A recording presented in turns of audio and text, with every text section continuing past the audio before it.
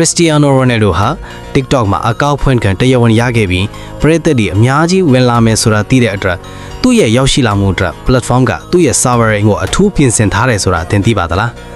Ronaldo ရဲ့ fan assist ဆိုရင် like လုပ်ပြီး CR7 လို့ comment ရေးပေးပါဘယ်နည်းရောက်ရှိလဲကြည့်အောင်ပြီးတော့အဲ့ဒါလည်းမှန်ပါတယ်ပထမ15မိနစ်အတွင်းမှာပဲ Ronaldo ဟာ follower 4 သန်းကျော်နဲ့ like 10 သန်းကျော်ရရှိခဲ့ပါတယ်ဒါဟာ TikTok အတွေ့စံချိန်တင်ခဲ့ပြီးကမ္ဘာကဝမှာအသုံးပြုသူအသစ်တန်းပေါင်းများစွာကိုဆွဲဆောင်နိုင်ခဲ့ပါတယ်ပရိသတ်တွေကသူတို့အကြိုက်ဆုံးကစားသမားကိုဗီဒီယိုတိုလေးတွေမှာမြင်တွေ့ရဖို့အချိန်အတော်ကြာစောင့်မျှော်နေခဲ့ကြတယ်လို့ comment တွေမှာရေးသားခဲ့ကြပါတယ်အခုဆိုရင် TikTok မှာ Cristiano ကိုရှာဖွေတဲ့အခါတရားဝင်အတီးပို့ထားတဲ့အကောင့်ကပထမဆုံးပေါ်လာမှာဖြစ်ပြီးအတူရောင်စာမျက်နှာတွေကိုလည်းမြင်မြန်ဆန်းဆန်းပိတ်ဆို့လိုက်ပါတယ်ဒီ platform ဟာသူ့ရဲ့ဗီဒီယိုတွေအတွက်အကြံပြုတွေပါတဲ့တိကျကဏ္ဍတစ်ခုကိုတောင်ဖန်တီးထားပါတယ်